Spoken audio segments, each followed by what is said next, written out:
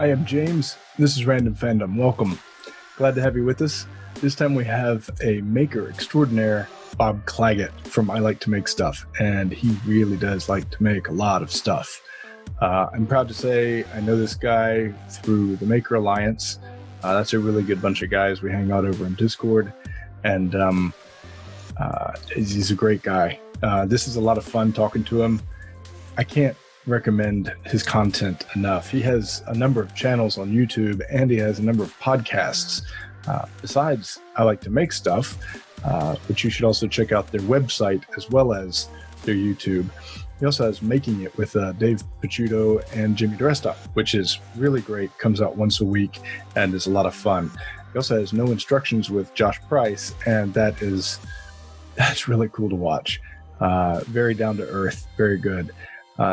He's also been working really hard for a number of possibly years, but a number of months on a Fusion 360 instruction course. And if you don't know what that is, Fusion 360 is a 3D software that it's for making products and things, but you can kind of whip up a lot of stuff, but it's kind of hard to get around in. So it's a good course. I was lucky enough to be one of the beta testers on there, and I can't recommend better. You can learn a lot of stuff, everything from how to model it all the way to the production. During the last couple of months during this dark COVID time, I've had a lot of time in the workshop by myself, which has given me ample time to listen to plenty of podcasts and audiobooks. Now, Audible does not sponsor us, but I am very happy to recommend Bob's book, Making Time, where he talks about how he got to where he is, as well as somehow he magically seems to make time for the things that are important in his life. It's a very good book. At any rate, this is a lot of fun, and let's dive on in as Derek and I geek out about Bob's current project, R2D2. Very cool.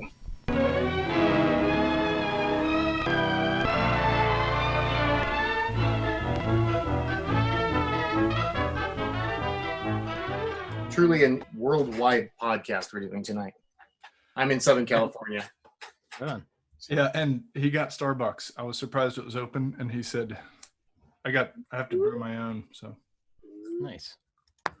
Yeah, they're only open for drive-through, but we have a curfew now. That's special. Oh, wow. Yeah. Bob, you just put the kids to bed, and Derek, you're dinner time, and I just finished breakfast with the kids. So it's Taco Tuesday here. Nice. Okay, so my wife's gonna make tacos. It was Chili Dog Tuesday here. No, it's Sushi Tuesday here. We went and got sushi last week. Oh, did you? Yep. Called them up. They prepared it or picked it up. You know, everybody's got gloves and masks on. And, right. You know, here they have this, it's called kaiten sushi, and it's I don't know what you call it in English. It's the rotating. Yeah. It goes around on trays. Yeah. Nobody wants to do that anymore. And so a couple of, I mean, it's rotating around during COVID. Nobody wants to risk that somebody's, touched it or breathed on it or anything like that. So right. A couple of places have, come up with some pretty clever things. So they have little booths and things like that. So you order at the table on an iPad, and then it zips up to you and stops. It's like a Jetsons or something. Oh, that's cool. Right? I mean, That's it might awesome. as well be one of those food processors on Star Trek or something. Right, yeah. My wife was just like, well, why don't you just stick a bowl on top of it and let it go around if you want it, True. I don't Still know. have to touch the bowl, though. That's That'd be true. the problem. That's true. Yeah. Oh, I've been following your R2 build. Oh, nice. Yeah. So because I've got my dome, I've got a wooden frame, I've got motors. I did so much research on motors, and then I got into these huge arguments because people at that time were using the windshield wiper motors. Oh, yeah. Or the door motors, the motors that are for the windows. Okay. And so I found those powered bike motors, which were like a pancake motor. They're fairly thin, and they were really hard to find now because Out in Japan they are. Oh, really? Yeah. Every mom has them. Oh, right. Well, now, yeah. I mean, see, things have changed so much. You know, the motor controllers back when I first started building it was completely different than what people are using now. People are using Raspberry Pis, using Arduinos, things like that. So it's really come a long way. I think my procrastination may have been my benefit. Oh yeah, for sure. Right. So much of the work is already done for you now too. Like the electronics packages are just like laid out. Like buy this list of stuff, plug these wires into this thing. You're good. Like people, there was one crazy guy back in the early days of the R2 group that had come up with a copper ring in order to conduct the electricity into the dome. And, you know, he was a mad electronics genius. Nobody else was doing that. Now they've got that slip ring, and pretty much that's the standard. Everybody's doing the slip ring to get power up to the dome. So, okay. Cool. Are you building anything this week? Though. Yeah, it is expensive. Yeah. So. One time I asked a guy at Maker Faire, and they always have like the R2 builders at a Maker Faire will all get together and show off all their droids and stuff. And I pulled one of the guys aside one time and I'm like, all right, bottom of the line, how long and how much? And he was like, well, him and Han, 2 to 10 years, $2,000 to $20,000. I'm like, that's, yep. Okay. Yeah. There are a couple of guys. There's a million ways to do it. Well, like I really liked, there's a guy, I apologize, I don't know his name, but there's a guy that has these really cool hinges for all of the pie, the pie pieces on the roof. And it looks great, looks really futuristic, and they work really well. And so I was like, oh, hey, that's great. And I looked it up and how much for the servos. And, there's a dive right there, Oh, yeah. $300-400 just for just for the hinges. Yeah, yep. Bob's working on that right now, aren't you? Yep, I just got through that. Oh yeah. Yeah. But the thing that you can program them to do different sequences, and that kind of thing is brilliant, because in the old days you had to say, I'm okay with one thing opening, or or you would have to piggyback the arms coming out. Oh right. Didn't they originally get some NASA guys to work on it? I think. Oh yeah. Yeah. You see the original electronics on that, and they were using spinning color wheels to change the color. Right. Right. Yeah. Sorry, I'm geeking out because it's right behind you. He's got the R2D2 in the background there. So, yeah. Bob, welcome. Thanks for joining. Thanks for having me. Yeah, of course. Glad to do it. Glad to be here. Do you want to start off a little bit of your background and? Yeah, sure. Where do you want me to start? How far back do we want to go? Well, one night when my mother and father had gotten together, and no, on the same morning, yeah, maybe a little further forward to that. Okay. Yeah.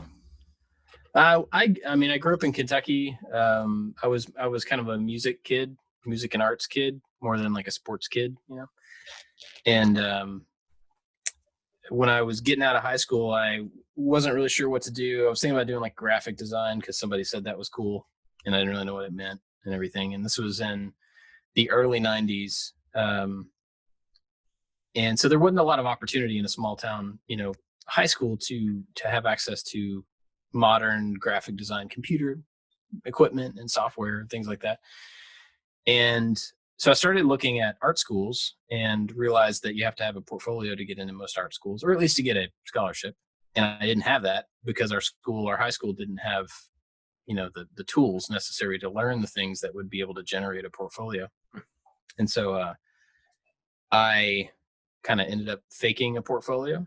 I learned how to do it really quickly and made a bunch of pieces of graphic design and artwork that were only made to fill a portfolio. And that became a recurring theme in my life.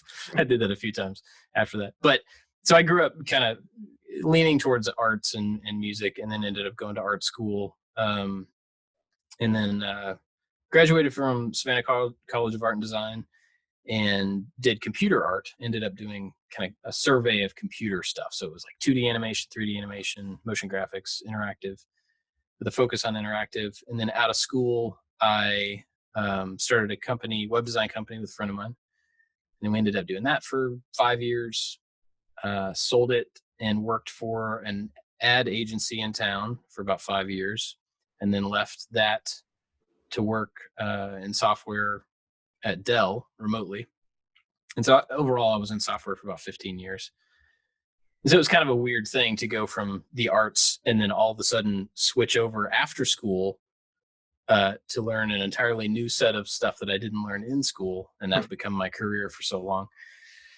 But so I did software for a long time, and the YouTube stuff just kind of happened on the side. It just kind of it was this growing little interest, and then it just took over and like legitimately took over. And so after doing both of those things for a couple of years, I ended up leaving software, doing, I like to make stuff full time. And that was 5 years ago. And you literally started that in your garage. I did. Yep. Oh. Actually in front of my garage, because my garage wasn't a true garage. So I had to take all my tools outside to use them so that I wouldn't get sawdust everywhere. Right. Yeah. Yep. All right. All the best things start in garages. Yeah. That's true. And then I remember you made like an electronics room next door. I think something like that, right? Because you wanted to work on electronics, and yeah, you obviously can't have that next to a bunch of sawdust, lest right, blow up your house. So. Yeah, so we had a 2-car garage that had been converted into like a game room when we bought the house. And so I built after a couple of years of doing it, I built a wall down the middle of the room so I could have a clean room and kind of a dirty room. And that's where the shop actually became a shop. And so one side, so 1-car garage was like my computer workstation for my day job, all of my music gear. I have a lot of music equipment, all of my electronics and 3D printing gear, all that stuff, and our laundry room. That was all in one little thing. And then the other side was all of the woodworking and metalworking tools shoved into a 1-car garage. So I did that in that setup for probably 4 years, and I got a lot done in that space, but it was definitely tiny. So are you in a new space now? Yeah, so we moved, that was in Savannah. We stayed in Savannah I think I was there for 22 years total or something. And then about 3 years ago, we moved back to Kentucky, and I bought my late grandfather's house. And this house was like, they built it in '83. And so I came here as a kid. And so I had a lot of memories here and everything. When he passed, I was like, this is an opportunity to buy a house that I have a lot of history with, that I really have a lot of memories with. And he had an amazing shop, and I can inherit that, buy it and then turn it into my shop. And like, he was a super creative guy, was a painter, and did a lot of sculpting and wood carving. He was a dentist. He built model airplanes, like hundreds of model airplanes, a lot of them. And he did all sorts of stuff. And so I get a lot of that, that appetite for learning new things from him, for sure. Naturally. But so moving here and taking over his space has been really amazing. So now I have a rather large, it's the basement of the entire house is the shop and the office. And so we have a podcasting studio, music studio room out there. We have this office, and then we have about 1,200, 1,500 square feet of shop. So it's amazing. Like, it's more than I could have ever imagined to have. I'm from New England originally, and all the houses have basements. And now I'm in California. None of the houses have basements. Nobody does. Yeah. No attics, no basement. Yeah. You shove everything in your garage. Yep. Yeah. That's the way Savannah was, because it's like at sea level. So there's no, so it was nice to come back to that here for sure. Yeah. I think my kids are expecting me to at some point move back to for us when we move back to the States, to move into my parents' house. My dad has one of those basement workshops. My dad was like the supply sergeant in the military. And so he's never used any of, well, I mean, he has, I hope Dad don't listen to this podcast, but he's used it, but it's mostly about keeping everything in its right place. So like each saw blade has its spot, and it's traced on the wall, so you know right where to put it back. Yep. And it's just immaculate. My kid's like, Dad, you're going to inherit this, right? I was like, I'd ruin it in 5 minutes. It's kind of funny because like my grandfather was growing up and coming down here to his shop. It was not like that at all. It was just he would move from interest to interest to interest and leave a wake of creativity and a wake of stuff. Sounds like And our so kind of yeah, I mean it just I there was just so much to look at. There were like, you know, half carved ducks everywhere and half carved fish and birds and planes all over the place. And so it wasn't, you know, to come down here and actually do something, he was totally fine with grab some scrap, nail it together, glue it together, paint it, whatever. It didn't really matter. You know, just there's piles over there. Go get some stuff. Is that how you got into making stuff? Kind of. You know, like he was that way. My dad has always been, he's always had a wood shop and he's always made, you know, things for us in the house. I don't ever remember doing a whole lot of intentional building with either one of them. And that not because they didn't want to or anything. It was like we did Pinewood Derby cars together. You know, I would hang out while they were building stuff, but I don't think like the actual building things other than Lego really came until college. That was just, you know, I was in an apartment and like, man, I really need some shelves. And like my buddy is like, I really need a bed. Well, I can probably figure out how to do that. You know, I have this drill and this jigsaw that somebody gave me for Christmas one time. So that's really kind of how it got started. And then like a lot of things in my life, I start something just kind of casually and then I end up falling downhill with it. And it gets out of control and becomes this thing that I want to do more and more of. And I love more and more. Out of control is maybe the wrong word there, but it just becomes bigger and bigger and more important and more important. So R2 is a perfect project for you there. Yeah. What was it, $2,000 to $20,000 depending? Yeah, that's what they said. And I could see that. Yeah. If you're using a plastic dome and a wooden frame that you make yourself and you're building all the pieces yourself, or like what I intend to do is 3D print a lot of the pieces. Mm-hmm. I don't want to 3D print the body. I don't want to 3D print the dome like I've seen some do. I want to use a solid dome and 3D print all the pieces, the little pieces that go into it, you know. Right. It's sort of a middle ground. But if everything's aluminum, that sucker is going to cost what? Oh yeah. Tens of thousands of dollars. Oh yeah. And I mean, they're beautiful when people do that and they look amazing on the inside, but Heavy. good grief. Yeah. Yeah. That too. I think. Now, R2 what about is one of yours? those- What is yours mostly 3D printed or? So no, mine has a little bit of 3D printing on it, not a whole lot. The frame is styrene, so that was all I just know cut. I've seen interesting. your build. Yeah, it's like and laminated styrene. Is Yeah. that correct? Yeah. Mm-hmm. And then I wanted to do aluminum for all of the pieces that looked aluminum. So anything that is metal is actually aluminum. And then the outside skins are aluminum painted. But then a lot of the details on the legs, a lot of the just kind of little bits and bobs are 3D printed. A lot of the internal hinges, which you only see when things open, are 3D printed because that just turned out to be the best way to do it for me. Yeah. And, you know, I mean, I have the luxury of being able to take this particular project and stuff like this and turn it into content. So the money loss is not the same as if I were just doing this purely for me, you know? So I'm really fortunate in that I get to write off some of my interests, most of my interests into something like this. Yeah, I was going to say tax-wise, that must be wonderful. Oh yeah. I mean, I have a podcast where I play with Legos. So basically I get to I write like off that all of podcast. my Lego costs. Yeah, I like that podcast. Yeah. I mean, the only thing that comes close for me is I don't know about you, James, but we used to. I don't know if we do anymore, but we used to get to write off paper, pencils, anything because we work in animation. So, you know, like we would buy animation art and we said it was inspirational. Yeah. Oh, nice. Oh, for a while we got to write off movie tickets if we wanted to go see the movie. Us too. Yeah, we got to write off movie tickets. You can write it off. It's research. I mean, that makes sense. Book we bought, we'd be able to write off, you know, that kind of thing. Yeah. Yeah.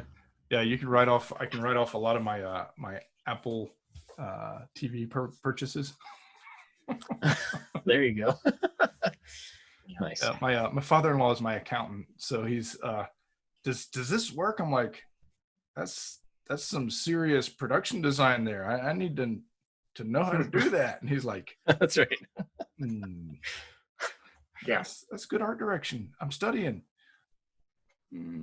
I'll try, Yeah.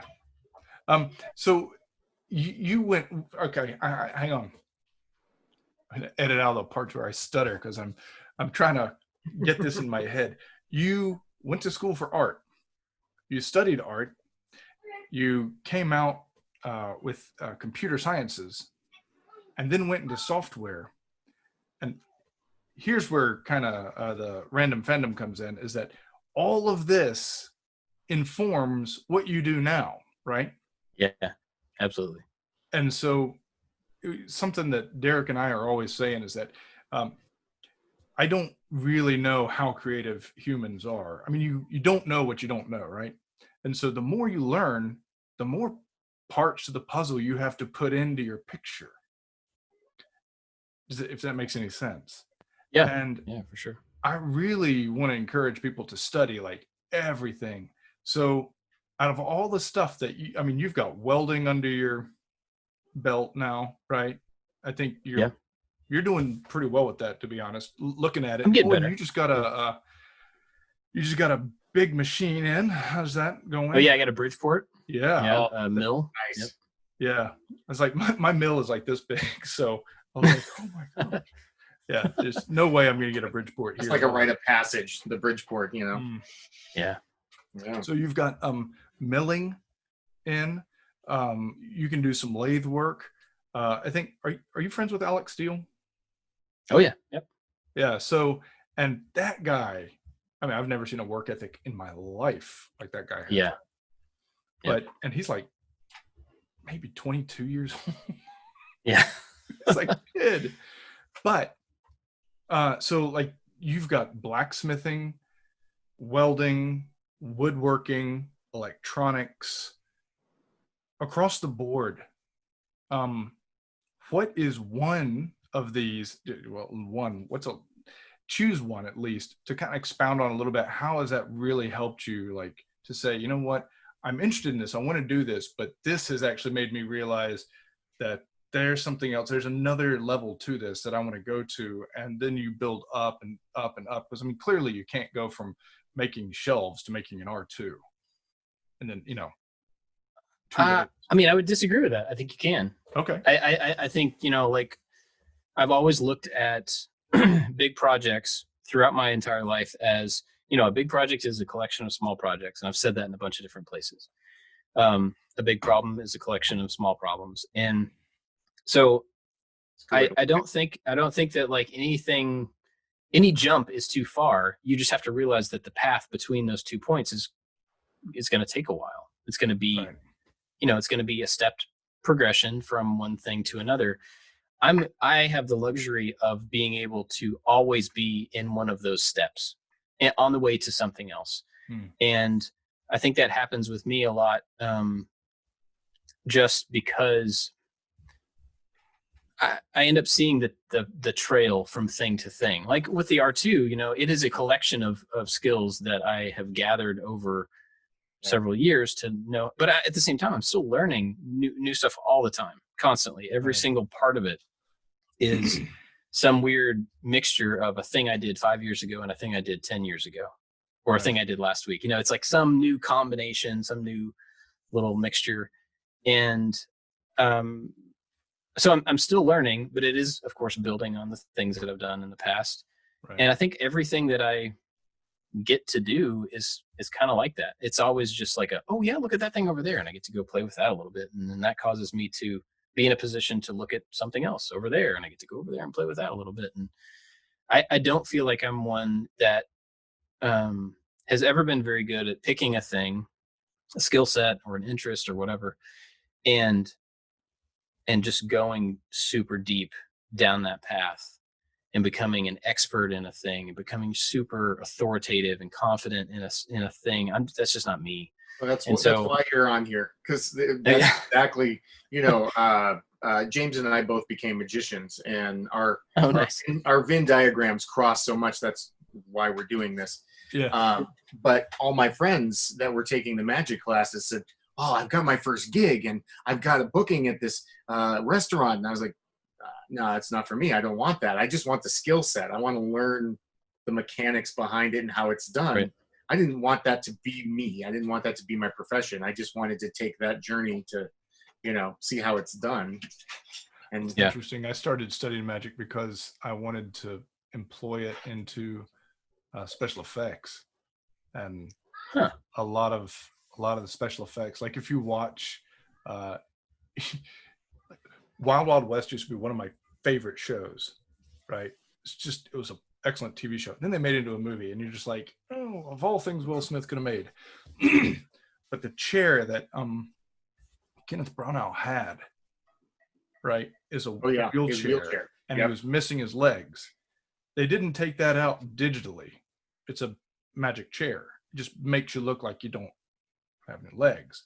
Mm-hmm. That kind of stuff, figuring that kind of stuff out, and all those little things of how one discipline informs another. Mm-hmm. And then you're like, man, I didn't know you could do this with that. This is amazing. And then you go up a next step, and then up a next step, and you find out, there's more to, there's an endless road. It's a rabbit hole that is really, you should keep going down. And my wife's like, are you going to do this professionally now? And I'm like, no, I think I'm just going to. Well, like I had the pleasure of being in with sort of the crowd at the Magic Castle. And one of the guys says, well, I design effects, don't call them tricks. He says, I design effects. I was like, okay. I said, can I come with you? And he says, sure.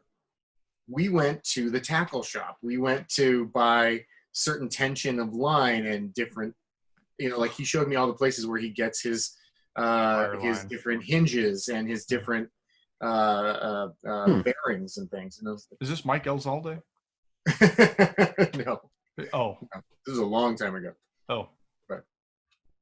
But yeah, all this engineering that went into what you never see, like James is saying, it's amazing how much our different things intersect. Yeah.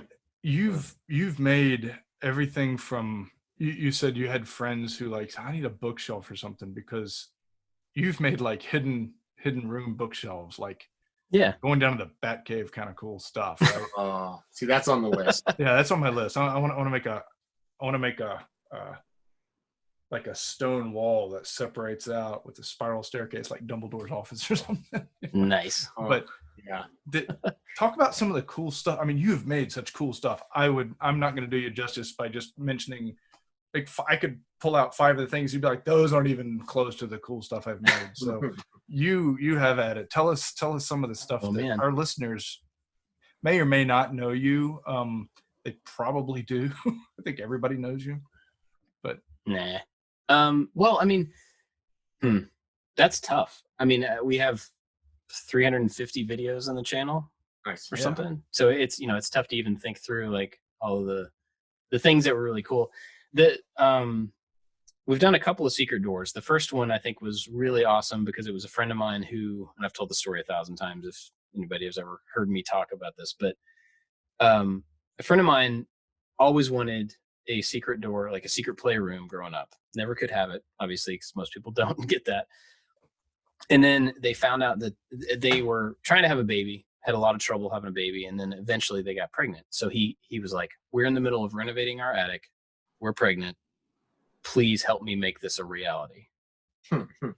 Of course, one of my best friends, I will absolutely do that for you and your future child. It was like perfect storm of, they have a space, they're renovating the attic. There's this like room that's not really usable, but it'd be awesome for a playroom. Right. They have a knee wall with a hole in it. We could put it right there. It was perfect. And so the whole idea was to make this thing, put a book on it that was really obvious. Like it's a Jules Verne Journey to the Center of the Earth book. Right. It's pretty obvious. And in the video, everybody's like, why didn't you pick something a little, less conspicuous? It was intentionally like that because we wanted this kid to find an interesting book when he was 4 or 5 years old and pull it and then realize that there's been a hidden world in his house the entire time, his entire life, and he didn't know it. Yeah. That was the idea. Yeah. Okay. That boy is 4.5 or 5 years old, and he still hasn't found it. Oh, really? Yeah. And I don't know if they're now he has a little sister who's about a year. And So they're I don't still know if they're keeping it waiting. Yeah, Yeah. they haven't shown it to him yet. But that's one of the coolest things, because it was like people I know, they that I was close to, that they cared about, and I had the chance to do something to make that entire family have a really cool experience, even if it was delayed, by 5 years or. Are they whatever. gonna pretend like they don't know about it? Like when he finds it, he's found his secret spot, like mom and dad. I don't know how they're going to play it. Probably not, because they've gone in and dressed it up and put stuff in there and turned it into a playroom. So I think they'll probably enjoy it with him and realize, Right. let him realize that this is a thing they did for him and just had it prepared. Right. Right. But yeah, the secret door was super cool. I always really wanted to have. I loved arcade machines and arcades in general when I was a kid. So I always wanted to have one of those, and it was one of those things that seemed kind of unrealistic and like, why would you have that in your house? And I designed one and I made one, and I've actually done 2 of them since then, or another one since then. So that was a really cool, like, I'll never do that. And then I actually just started doing it. And then it was in our living room for a couple of years, and that was super cool. And then R2D2 was the same kind of way. It was like, oh, someday when I'm a big boy, when I'm an adult, this is me as my mid-30s. Like when I'm an adult, I'm going to make an R2D2. And it's like, I don't know, 70% done behind me. Looks good. You could just slap a panel on that and say it's done for all intents and purposes. Yeah. It's if I stopped now, I'd still be further than I ever thought I would get. So right. You got the soundboard working recently, right? Yeah. Yep. I got sounds, I got motors, I got lights, I just have to finish putting it together, really. I think it's a perfect example of what you said, which is it's a bunch of small challenges. Yeah. It really is. Because, if you say, I'm going to build an R2, it seems insurmountable, but, you're learning coding for Arduinos. You're learning how the different motors work or how it all integrates. That's the thing that daunts me, is how it all integrates. I'm going to have to learn that. It's really a cool project. There's physical building that has to happen and engineering. One of the really awesome things about the R2 project specifically is that, and you know this, the forums, the Builders Club is this group of people who are all passionate about the same thing. Mm-hmm. They are open books about every single part of it. They want to help you. They want to share what they've done. They want to, help you problem solve things. And going into a project that's as confusing and long-term as this, having a group of random strangers that are willing to help you, who have already been through it, is amazing. And, there's not a lot of projects that have a community around them in the same way. Yeah. But it's absolutely necessary for this particular project. It's just too much to try to figure out on my own. Somebody did, I guess. Yeah, the Star Wars community always amazes me. The dented helmet, if you want to make a Boba Fett costume, it's all there. And R2 builders. There's astromech.net and R2 builders, right? That I know of. I'm sure there's probably more. There's the 2 that I know of. There's it's funny because builders. There's Wally builders. Wally builders is great, man. Bob, have you seen that? I've seen them. Yeah. Holy schmolies, man! There's an offshoot of people that are building Johnny 5. Oh no, I would like to do that. Johnny 5. Yeah. So John Saunders, who runs a YouTube channel called NYC CNC, is doing not crowdsourced, but it's like a collaborative Johnny 5. Really? So he designed it, and then he's having different machinists make different parts, and they're bringing it all together and have this one big. That is something I would like to do. Yeah. I think Johnny 5 is like the precursor to Wally. So. Oh yeah. In so many ways. The expressive eyes, the way they and the irising in. Is that Ali Sheedy? It's Ali Sheedy. It is Ali Sheedy. Yes. Yeah, right. Yeah, between Ali Sheedy, Molly Ringwald, and Jennifer Connelly, it's like 80s crushes galore. Yeah, exactly. It was like those 3. I was like, oh yeah, okay. And I had my kids watch The Rocketeer. Derek worked on the new Rocketeer cartoon. Oh, And cool. my All that it girls is. they love that show. And I'm like, Oh, good. Yay. yeah. And I'm like, you got to watch the original. And they're like, is there another cartoon? I'm like, no. There's a comic and it's really good. And they made it into a movie and it's really good. And so I put it on, and about halfway through, granted, it was like 9 o'clock at night. So they're not very old. 9 o'clock, they start to pass out. But yeah, what's that movie? Is 25 years old? No, it's older. Oh, yeah. Yeah. Yeah. And they're pretty interested in it, but they're like, why is this so old? Was this shot in 1938? I'm like, No, supposed to look like it. I'm like, Yeah. no, it's supposed to look like it. But yeah, getting all those little pieces together and sorry, I'm jumping back to what we were talking about, putting all those little pieces into a project that is like R2 now. You've done the arcades, which are fantastic. R2. You've also decided somehow along the line, you and David and Jimmy are going to start a podcast, and it's basically what this is, I guess, making it. It's a fantastic podcast, Derek, if you don't know it. But what I'm getting to in this is that all three of you guys, you have no fear in setting your hand to a project, right? It's like, I have no idea how to, I mean, David's building a go-kart now. Yeah. I mean, that's not an easy task, right? And it's not like an R2 where if you screw up, it doesn't, it's not dangerous to your life. Yeah. Right. But having all these little things and then pushing forward through to whatever, comes, whatever you birth next is really fantastic. And the fact that we can have the courage to do that, we want to encourage other people to, not be afraid to do that. But also there's so much information out there. Like you mentioned, Astromech, right? .net. Yeah. And then the dented helmet, whatever you want to learn. I mean, the three of us grew up in the card catalog era, right? You went to the library and you had to look it up in a card catalog. How did you find stuff? Whatever there was at the library. Yep. Yeah. I mean, that was daunting. I thought, I'm never going to learn how to do what I want to do. And,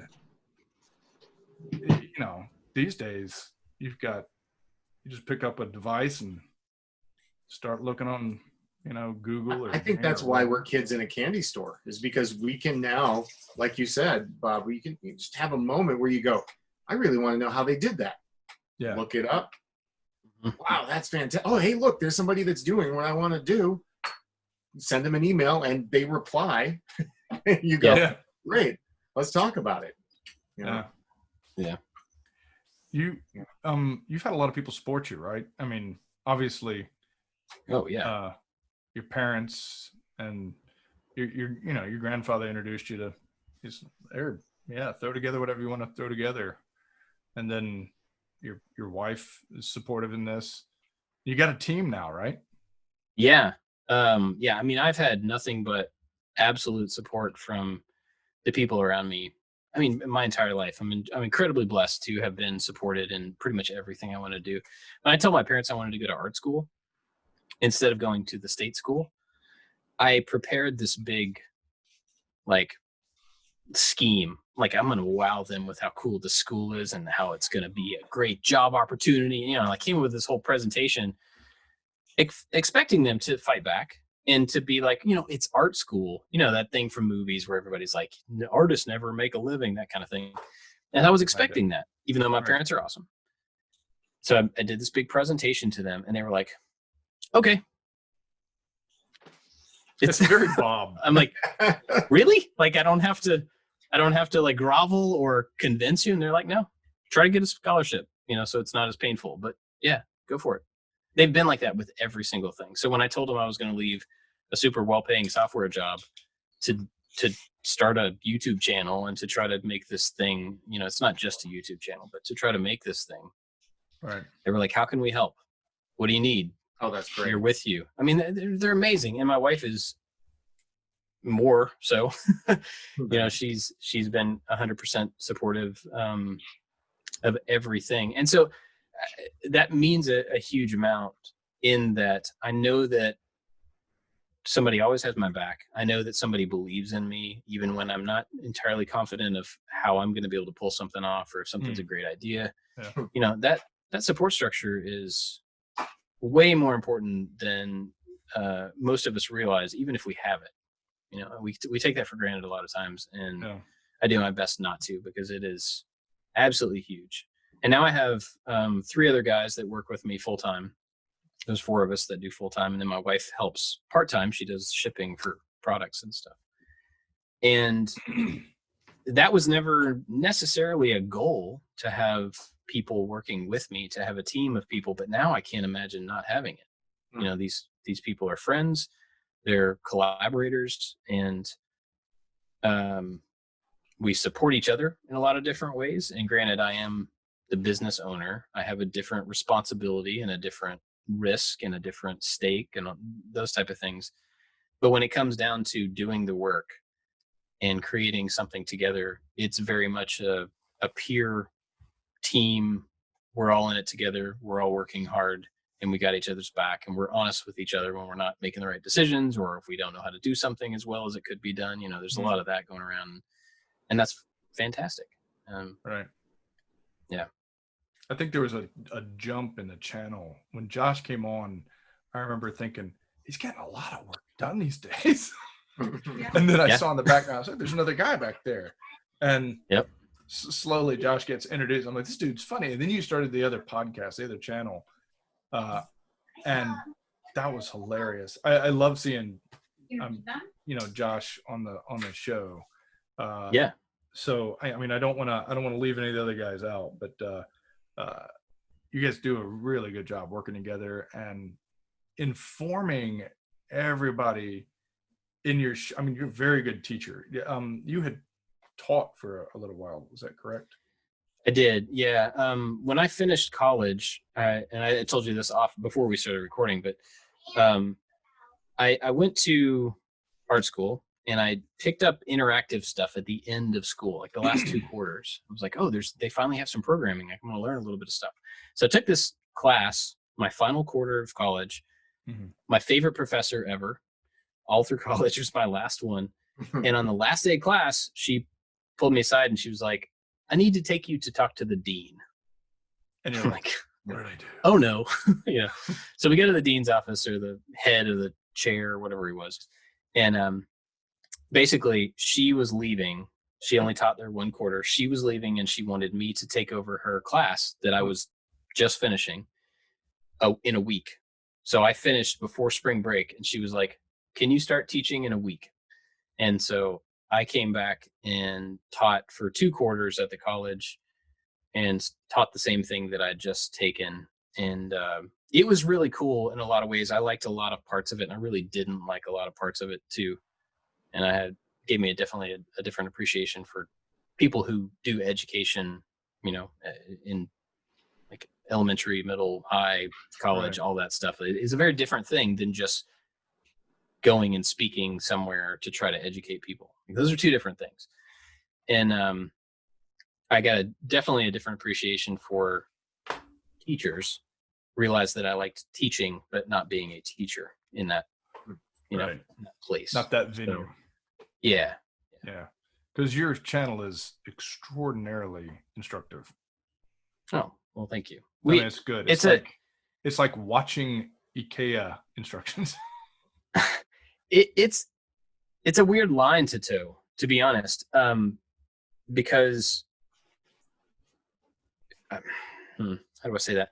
So to be an effective educator, I think you have to have some authority in the thing that you're trying to give to somebody.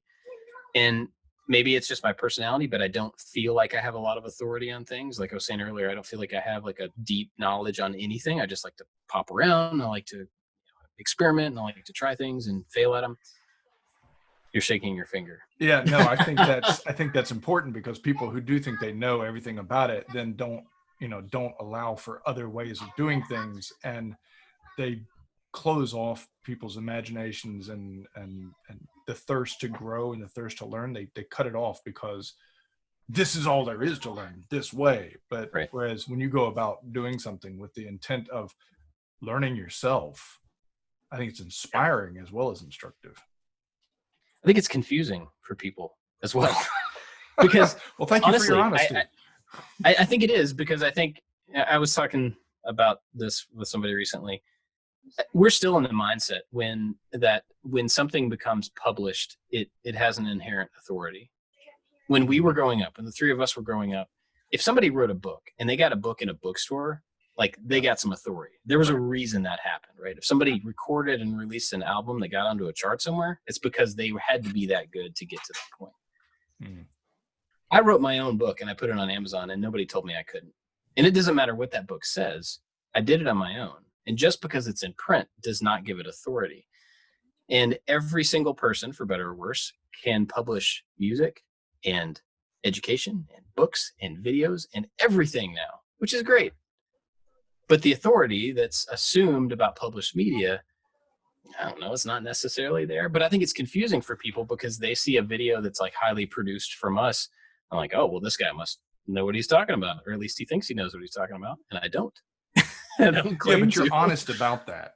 You're I try to be. that. I mean, like when I started watching your channel, because I started watching you, and we've talked about this before, but I started watching you because I wanted to make a channel called I Like to Make Stuff. And I found yours and I was like, this guy's good. I mean, it's not that he knows what he's doing, but he's showing you the process. And if he screws up, he won't shy away from showing that too. Yeah. So it's not like he's going, this is the be all end all. And he doesn't mind showing the dirty workshop behind. This is work. I mean, it takes guts, sometimes blood, and a lot of sweat to get there. And there's not only nothing wrong with that. In fact, it's necessary to the final process.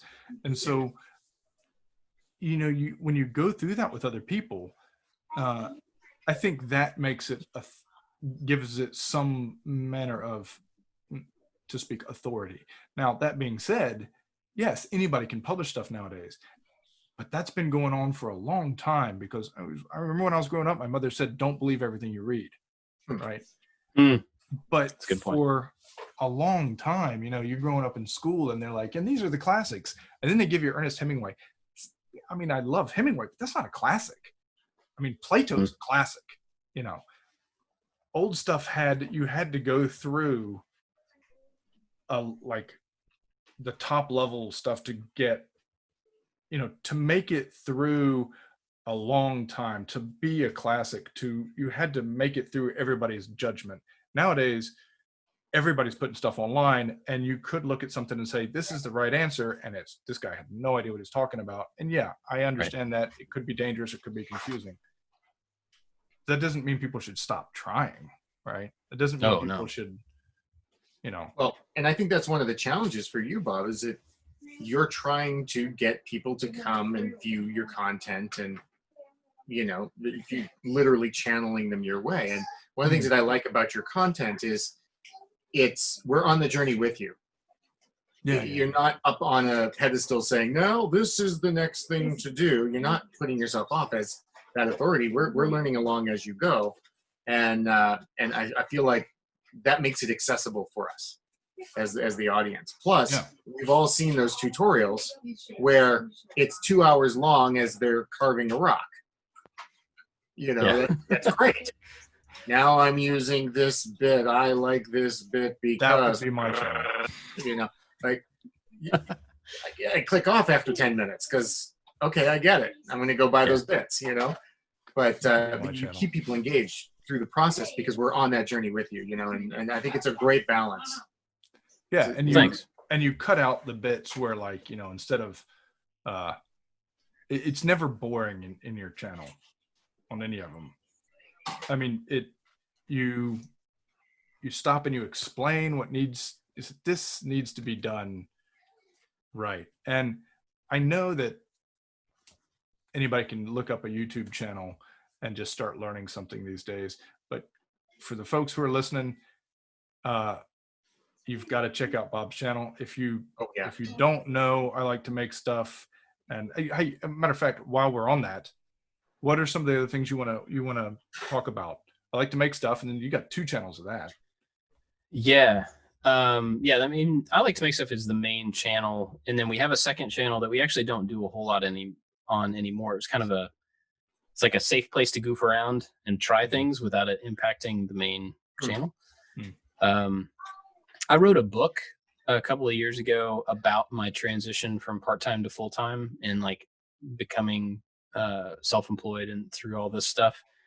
And so if that's interesting for people about the process of kind of switch over and a bunch of stuff I learned, I wrote it exclusively on planes and in airports over 2 years. So it was only when I would sit down, in a place where I couldn't do anything else, and I would just brain dump like all the stuff about what I was learning. So it's kind of a weird mixture of of things, but there's that. I mean, we do a couple of podcasts. We do Making It every week with Jimmy and David, and that's just all about making different types of stuff. And the 3 of us are very different from very, very different places. We make very different types of things. We have different reasons for it. But I think it's a really fun intersection of 3 people who share at least one thing. I think we share more than that, but at least one thing. And then we do No Instructions for Josh and I, and that's more of a life. It's just about 2 guys who like to play with Legos, and we have families, and we talk about nerdy stuff and family stuff, and That's a fun show. all that. I don't know. We have a bunch of stuff coming up that I actually can't say anything about that I'm really excited about. Yeah. Like, that's bad. I wanted to plug yeah, one. no. There was one. You that I heard wanted it to here plug. first. No, I was doing the same thing with James. I was like, I got a thing I'm really excited about, and I can't tell anybody about it. Yeah, it's tough. Yeah, I have It's to. NDA. I keep side projects going just so that that take like an afternoon or something, just so that I can have something to talk about, because I want to tell about a big project or a big show. But for instance, my kids, Bob, we were talking about the other day. Did I send you the illustrated Harry Potter books? No, you told me about it. You didn't Okay, send the, I took some I didn't photos of look it, and I'll send it to you. But my kids are into Harry Potter. They're reading the Harry Potter books, and Mine too. So they wanted to make wands, and so if you're watching and not just listening, I'm showing one of the wands. I haven't painted this one yet, but I've got to sand it down and everything. But they're not just sticks; they work. Ooh, And That's cool. that's awesome. And so all the girls are like, I can do real magic now.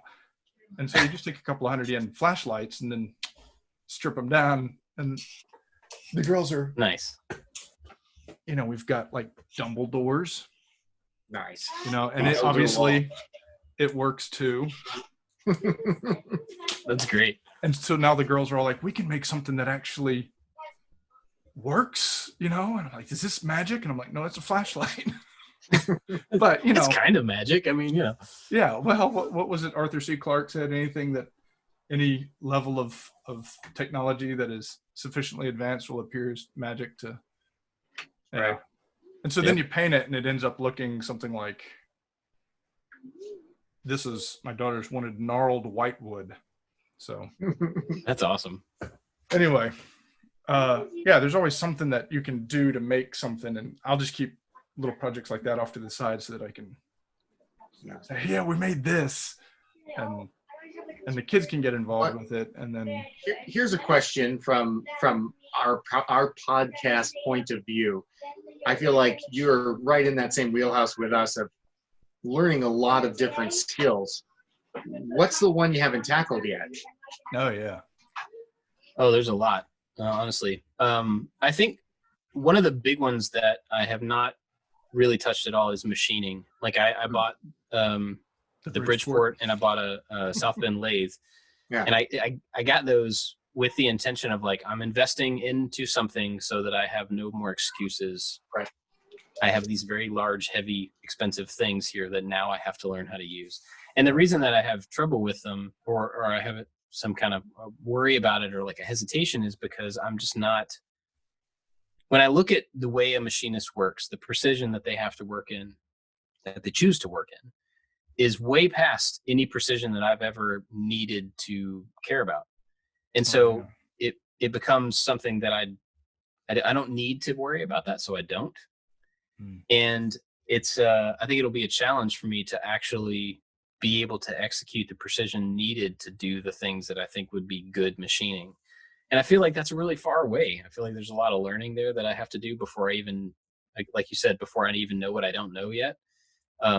And so I think the process of me actually becoming, I don't want to say a machinist, I'm not going to become a machinist, but to be able to machine something accurately, Be able to completely. make parts to go into something else that you want to make. Yeah, I think that's pretty far away, but that's kind of something I haven't really done. You've got the tools now. I mean, there's making, right, where you're making something in whatever material you can find or get your hands on or able to tackle, but then having the machine where you can machine it and engineer it so that the pieces fit to the tolerances of what it's actually supposed to be. And that's pretty cool. Yeah. Yeah. One of the things I've always been really interested in ever since I started kind of collecting tools and, you know, trying different things was I've always had this idea of wanting to be able to make anything that comes to mind at any point. And granted, there are a million ways to do that. You don't have to have every tool. I'm not saying that, but I would love my shop to be a place where there's no barrier to me taking something and just doing it. I'm going to break down anything that could get in my way. And that means I collect a lot of stuff, and that means I have a lot of space. And, you know, not got the glass working over here, the leather over here, and, you know. Yeah. I mean, I would just, and I want that for me. I want that for me to offer to other people. I want that for me to teach my kids so that my kids can go like, can we make Boba Fett armor? Absolutely. Let's go do it right now, because we have the Sentra, because we have the plans, because we have the tools to cut it. We have everything we need. Let's just go do it. You know, not like someday when you're older, when I remember to order that thing, or we've saved up money for the, you know, and I want to be able to do it. It's the project that will start to fill the workshop. Yeah. You know, you're like, oh, you know, I got hired to design a puppet for a guy, and he says, I want it to be all 3D printed. I had never designed anything in a 3D software. I had never printed anything to that degree, you know. Wow. So it was it was a learning process. Is that before or after you made Iron Giant? That was after. Way after. Really? Yeah. And you made that without having any experience in that? What's that? You mean the robot? Yeah. Well, you did both the boy. Oh yeah. Yes. That was the first exploration into ZBrush.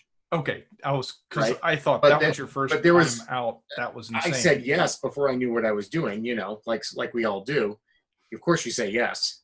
Yeah. And then and then I go, I can't say no. This robot puppet is going to be 70 odd pieces, all 3D printed and then assembled and have to operate. Okay. But now you have the software and the parts and everything else. So, yeah. Bob, did you ever think about turning that barn into a maker space? No. Yeah, kind of. Well, yes. So the original, when we bought the land, when we were looking for land, one of the ideas was to make a makerspace, to make some sort of a place where we could have classes, where we could bring people in, maybe bring in school classes, give them, like a day course and something.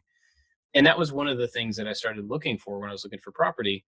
And then we found this particular property, and that idea didn't go out the window. But after I bought it, I went out there a lot and started walking around the woods with the kids and realized, like, I don't want this to be for anybody else. Like this, this is my place where we can go and we can disappear into the woods. Oh, right. And as soon as I start opening that up to other people that I don't really know, then that makes it a public place, and that makes it a place that I can't necessarily trust to be kind of a haven for the family. And so I think someday we'll probably still try to do something like that. I mean, we live in a small town, so it would have to make sense. It'd have to be able to survive in the place that we live. But man, the farm just turned out to be a little retreat. I think, like a lot of the maker spaces are to use the wrong term, I guess, a commune, like a mix of everybody's resources. So nobody's taking the brunt of the liability. It's, unless you that's sort of the cool thing. Huh? unless you're Jimmy DiResta. I think he doesn't. He doesn't know. He doesn't know anything about liability. I can't say that. I don't know. I'm not friends with Jimmy, so you are. But listening to his podcast, listen to him on your podcast is that's always amusing. Yeah. But to go into that, he uses his barn area as kind of a makerspace. They do blacksmithing classes and things like that out there. There's always something that we want to learn and that we want to encourage our listeners to learn. I mean, whatever it is, don't be daunted by it. There's information out there. And yes, like Bob said, it can be a little confusing. There may be too much information. There may be a lot of misinformation, but try it and you'll learn and you'll make mistakes. And Bob, you want to show your shirt? Get better every time.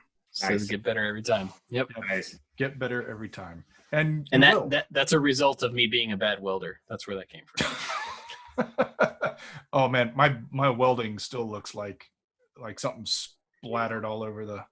That's how you learn. Is you got to do it. You got, we were talking about this. My wife and I were talking about this. That we were brought up in this Prussian educational system. You study, you memorize, you get it right, you get a cookie.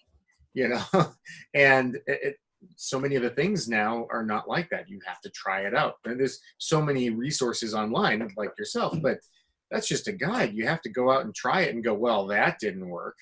Yeah. But that's part of the process. Yeah. I think screwing up is just as important as getting it right. I mean, was Thomas Edison. I think it was apocryphal. I don't know, but it's like, I found 999 ways to not make a light bulb. Yeah. So.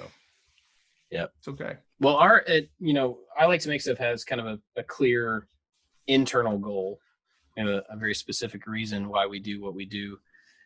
But the end of that is that we want to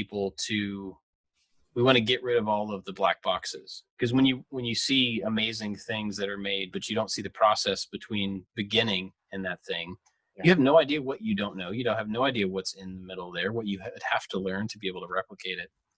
And so one of our big goals is to make sure that we get rid of anything that could get in the way of somebody understanding the entire process beginning to end. And if they can see it all and they see a regular person like me doing it, flailing through it, but getting to the end, the hope is that they will realize that they're capable of more than they think they are, that they can do it too. It's going to take learning. It's going to take practice. It's going to take experimentation, but there's no magic in there, right? It's just. That is the magic. Yeah. It really is. Yeah. Well, because many people will not even take that first step for fear of that unknown. Yeah. Right. Yeah. So. Well, I mean, I think how do I say this without like offending teachers who are out there? My mother's a teacher. I come from teachers, but a lot of the educational system, we're afraid to have people screw up, right? You don't want to get that wrong answer. And,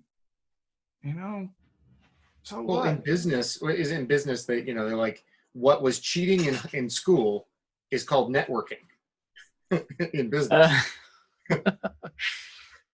Now, I don't know the answer. I don't know how to do this problem. So I'm going to ask the person sitting right next to me, because they clearly know how to do this thing. Yeah.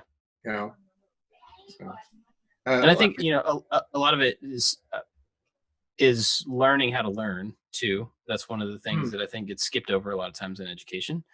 That's a good. And if you learn how to learn, then it doesn't matter what you know or don't know. It doesn't matter. There you go. I mean, you can learn anything. It's just so important. That's everything. Yeah. I like that. Learn how to learn. I learned how to solve a Rubik's Cube doing that. Nice. Yeah. Yeah. I want to ask if there's anything in particular that you want to, wisdom that you want to impart, or something you want to promote yourself, something that you want everybody to kind of, this is good, this has helped me, everybody should check it out, or, I mean, I have, depending on what we're talking about, I got a bunch of things like that. There's a book that I've gone through. I don't typically reread books, but I've listened to this book like 3 or 4 times now. It's called Story Brand by Donald Miller. And it can be used for any company, any representation of a thing. And so it's not necessarily a business book, but it is kind of a business book in my case, the way that I'm using it. But it's all about taking the hero's journey and applying it to telling the story of your business and putting yourself in as a business owner or as a business person in the position of the guide, not as the hero. And Cool. it was just one of the biggest impressions a book has had on me in such a long time, because we look at ourselves, especially I think people who start their own businesses have kind of a interesting view of themselves as, here's my story, here's where I came from, here's what I do, which is, granted, all the stuff that I talked about at the beginning of this podcast. I get the irony there. Well, I mean, that's what we asked you to share that. So. Yeah. But it's interesting. This book really points out that if you serve someone, if you offer something to someone through business or through life or through whatever, you are not the hero, you are the guide. Mm-hmm. And if you are the guide, then you have a very specific job to help that person get past the hurdle and get to the thing that they need to get to. And that made an impression on me as a person, as someone who seeks to serve people, but also as a business owner who's trying to get people to think about themselves, not how they are, but how they want to be. Right. And so, yeah, that book is, man, I think everybody should read that. Okay. I'll check it out. I'll put a link to it in the show notes. Yeah. That's funny. My martial arts teacher always said that he wasn't the teacher, he was the tour guide. And so what you're saying has a real sort of resonance. I'm going to enjoy looking that up. I have not heard of that book, so great to look it up. Yeah, I just looked it up. It looks a lot like mind mapping. It's really cool graphic design on the. Cool. Oh yeah, the cover. Yeah. I want to thank you for your time.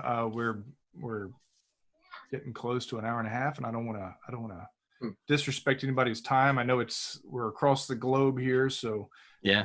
Bob, you got kids in bed. Derek, you're probably gonna be putting them in bed at some point. And my kids are just going to school. I'm smelling tacos. Ooh. Wait here, I'm gonna go like this. Let me see. It's like a. There it is. Okay. I got it. It's in my hand. Nice. Is it really? Oh no. No. Is it what we interviewed? She snuck around behind the camera and said, "Do you want anything?" And I was like, we interviewed Derek's wife a couple of weeks ago. I have to edit that part out. We interviewed Bobby didn't know that. We interviewed Derek's wife a couple of weeks ago, and Derek and I are always joking about, here, let me pass this off to you. Like through from camera. And I thought we could really do that this time, because we're on 2 different computers. Yeah, she was in over. She's a director. We both work here in Hollywood and work on movies and TV and stuff like that. But we're both from small town. She's from Portland. I'm from New Hampshire. So, the whole Hollywood thing is kind of weird to us still. So, you saying you found your little place of solace that's just for you and your family. I can really respect that. I really feel that. Yeah. So. Yeah, I'm still looking for mine. That's why I want to build a bat cave. Bat caves are definitely good for solitude. I suppose it would be the fortress of solitude, I suppose. My wife is one of my best enablers. And, and I said, what if we built a basement under our house? Is that possible? Can we do that? She goes, let's figure it out. Yeah. So I have a story. Okay. So one of my cousins in, I believe he's in Pennsylvania. No, I don't remember exactly, but I think he's in Pennsylvania. They had a crawl space underneath their house that was like, like a foot, you'd have to lay down to get in there. Right. And he got tired of it being hard to get down there to fix things. So he started digging it out with a shovel. And it had, the house didn't have any foundation in the center, just the pillars and stuff. So he started digging it out, and then he just kept digging it out. He kept digging it out. And then he made a ramp down into it, and then he closed in the walls, and he made his own basement. Are you serious? But Yeah. he's doing like Andy Dufresne, just like carrying it out into the yard, one pocket at a time. We have an association, so I would have to Andy Dufresne it. I would have to take little bits of dirt out every day, until I'm 80. Right. That's a Shawshank Redemption reference to anybody who doesn't know. So yes, anybody who doesn't know that, you're listening to the wrong podcast. I love that movie. It's funny. I was asking my kids,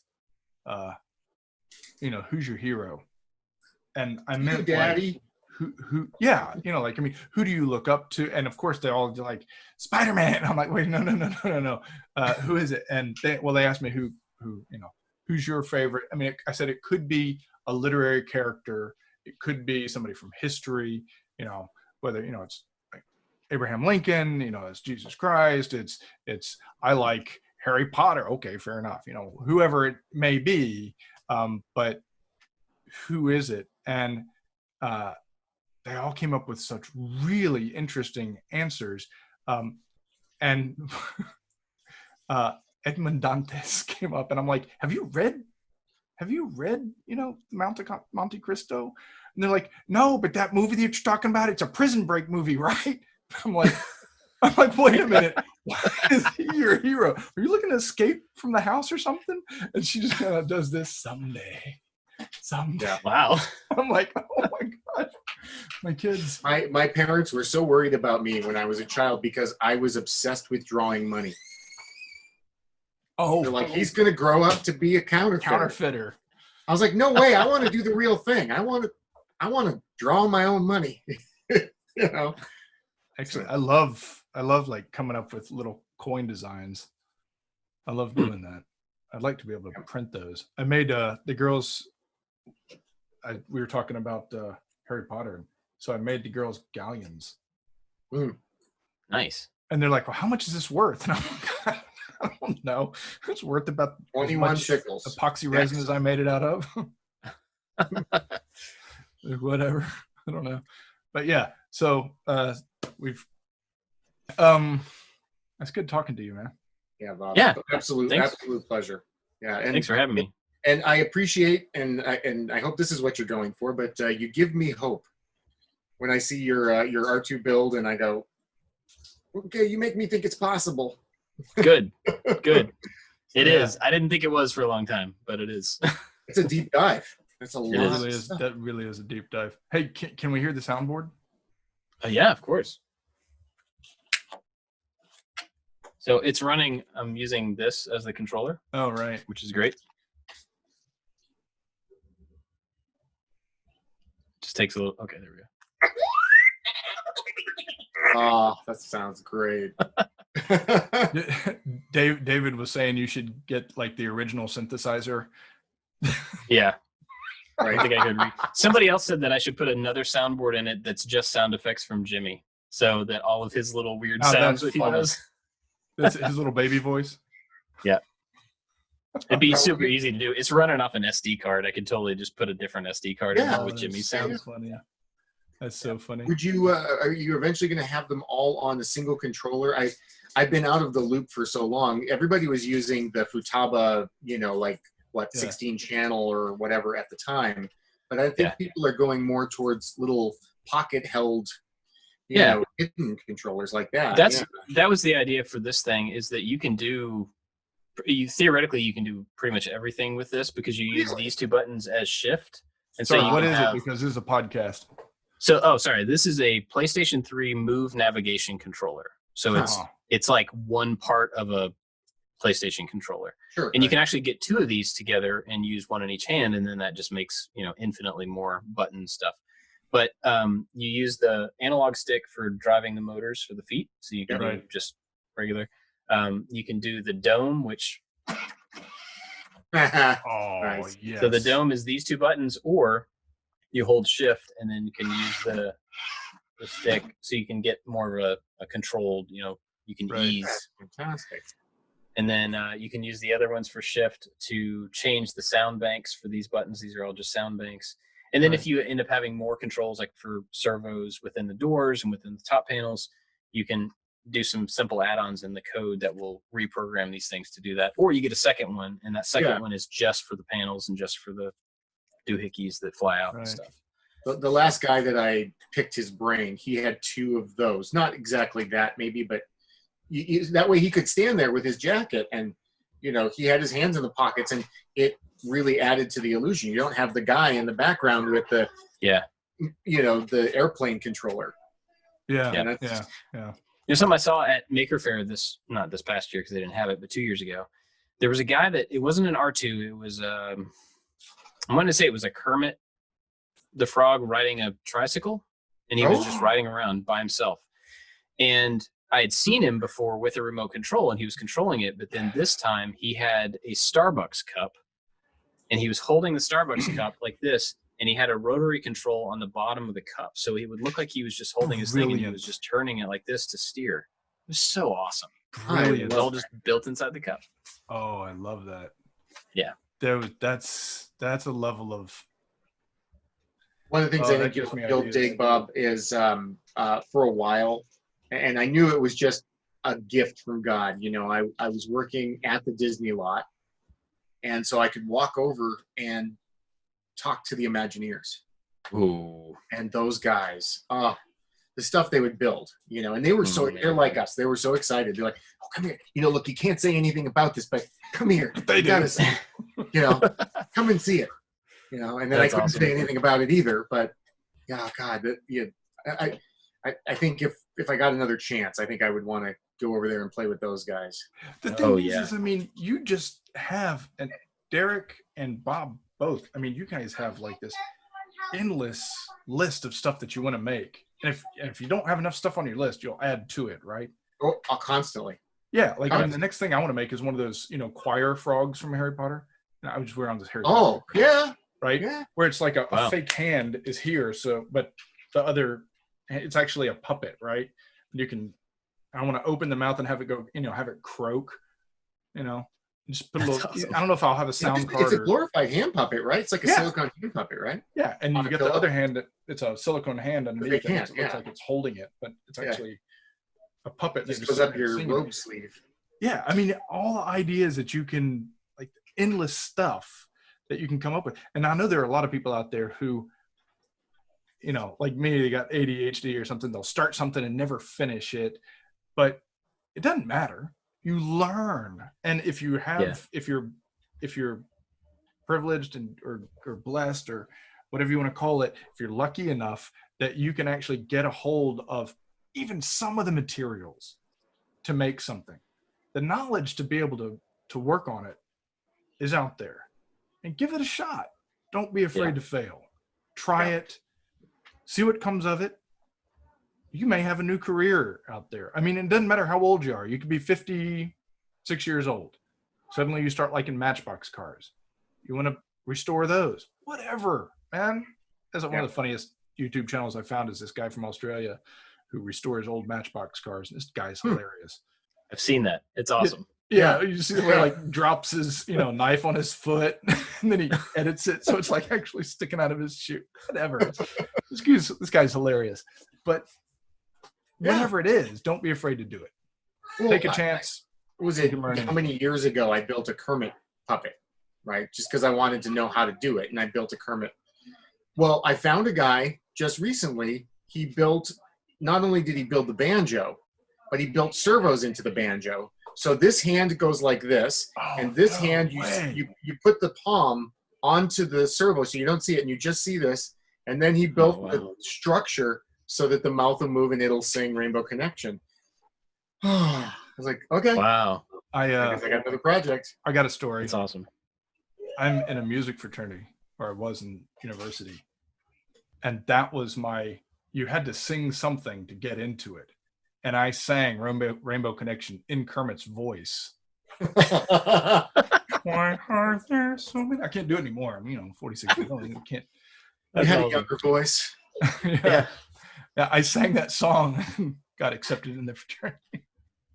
Well, That's awesome. because I'm out here, you know, I get the opportunity to meet some of these people like David Goles and Frank Oz and those guys, and Matt Vogel, right? So Oh yeah. Matt posts a video of him doing Rainbow Connection with the banjo and everything, right? And he's doing it on the Muppet boards. All the guys are like, this guy's just not. They didn't know it was Matt, and they're all just like, this is not right. This doesn't sound right. I mean, it's close, but I was like, guys, it's Matt. He's doing a really good job. What the hell? If you can do a better version, do it. But come on, you know. So Oh man. people are so picky. Yeah. Who was the girl that was commenting on Daisy Ridley? Like, you don't look anything like the girl that plays her.